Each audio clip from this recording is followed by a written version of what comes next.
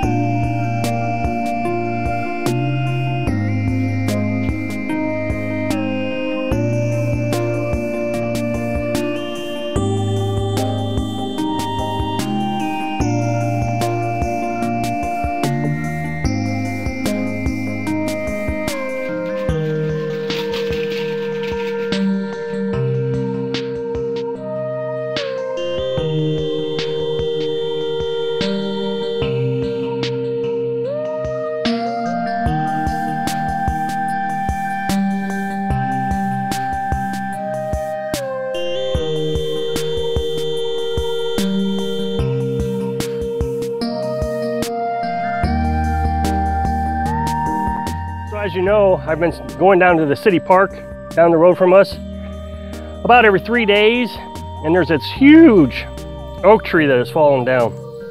It's huge, just a monster. If you haven't seen it, go back and look for it in previous videos. So I've gotten 4 truckloads out of there so far. I spend about an hour and a half down there. So I got about a cord of wood here. This morning I was splitting this wood. So I've got I don't know, from here back, and then I started the second row here. The theory behind the 2 rows is if you lean them in on each other, they won't fall over. I'm not sure that's true, but I've had one fall over that was double stacked like that. I had another one fall over a while back, just right up here. I got 4 cords down there, and I'm thinking of probably 3 cords of wood here, 2.5, 3, something like that, I don't know. So we're really getting ahead of things. I should only need to use about 1 cord a year. What I'm considering this is my retirement plan. If I get everything stacked up now, I'll have plenty of firewood when I get old that I won't have to cut as much. Even if I have to go down and cut 1 tree down a year in my 70s, I can cut 1 log a day and I should have plenty. So the more I can get done now, the better. So I'm going around the neighborhood trying to find trees that are dead. I got 3 up here that I got to get, like the city park, it has 1 that's down. Now I'll cover this to keep it from rotting. And I still got to work on something. I'm thinking about tin. I got some tin down there all over it, and tin works the best. I've been using tarps, but tarps are disintegrating pretty quickly. You also want to keep it off the ground. So I got all this metal from the trailer that we tore apart that I've been using, and that way the bottom row doesn't get wet and rot away. Made a lot of progress. I'm really happy. I'm going to wait about 6 days. Now I do have a little bit of scrap wood here that I can't get split, or just not the length or whatever, and I use that to incinerate our waste, so that'll dry out. I can throw that in our burn barrel. That'll get good and hot. So right here is where I was splitting this morning with my manual log splitter. That thing's amazing. And yes, I know I can get a gasoline powered splitter, but that's not really off-grid. The more I can be off-grid, the happier I am. And it's good exercise. One of the nice things about the manual log splitter is Carolyn really likes using it too.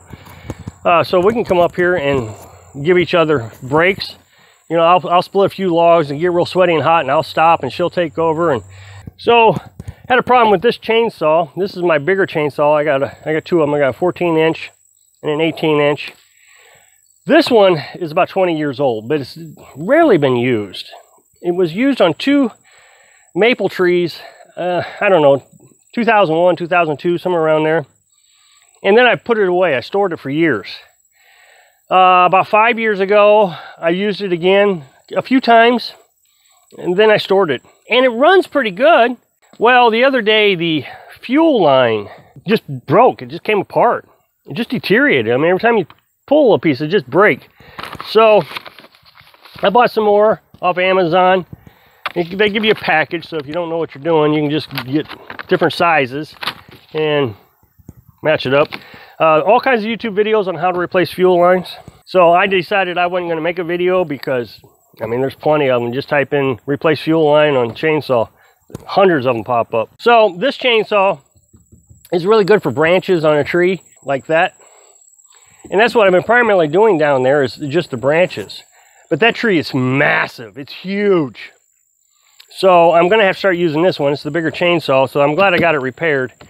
I mean, that's so big, I'm not sure this one is even actually going to be able to get the entire tree. So glad I got that fixed. So the other day I was talking to you about how YouTube is debating whether they should continue to allow off-grid channels, I think more specifically maybe prepper channels, to continue to do YouTube.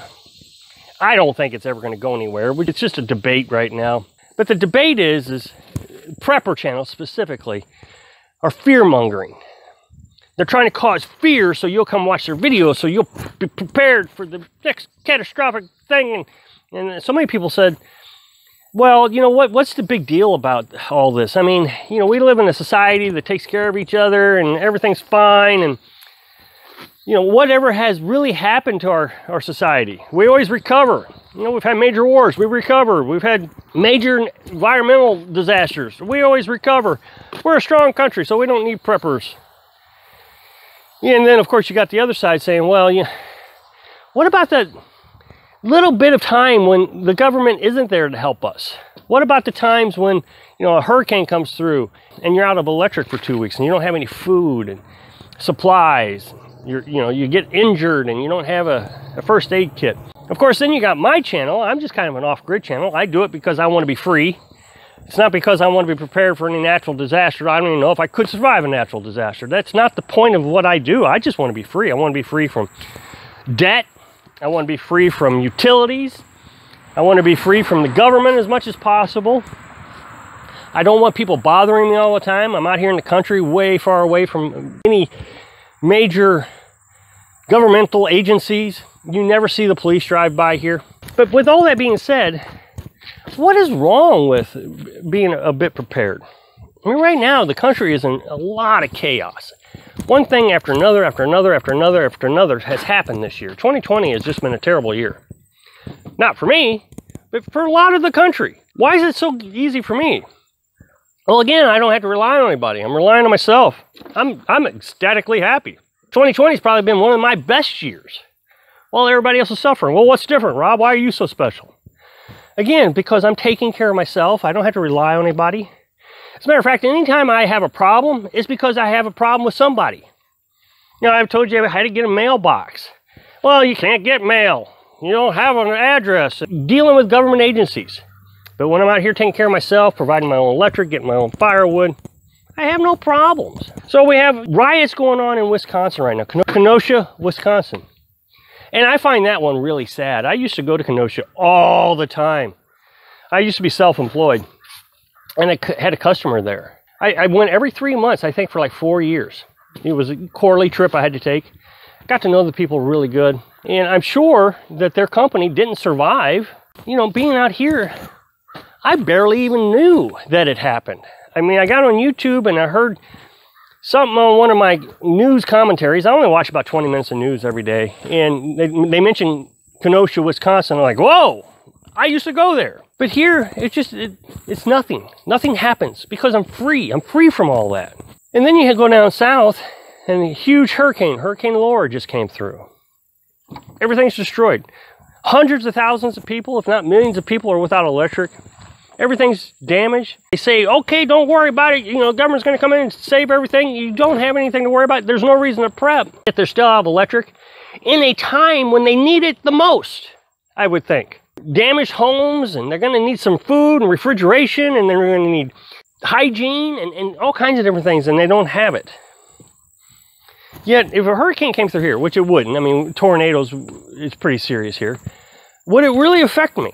Well, as long as I can protect my solar panels, I should be fine. So if there's a tornado warning in my area, you know what I'm going to do? I'm going to disconnect my solar panels. I'm going to slide them up underneath the camper. And I should be prepared, you know, relatively safe from destruction of my solar panels. Now, yes, my camper can flip over and all kinds of things can happen. But with the scenario that I have set up here, I have backup systems. I would still have water. I have my generator. I have things that can keep me going so I can at least get through the initial impact of things. So I think there is something to say, maybe not about the fear-mongering, but just being prepared, having 30 days worth of food. I hope I can inspire you to be prepared for the unlikely event that something may happen. Thanks for watching.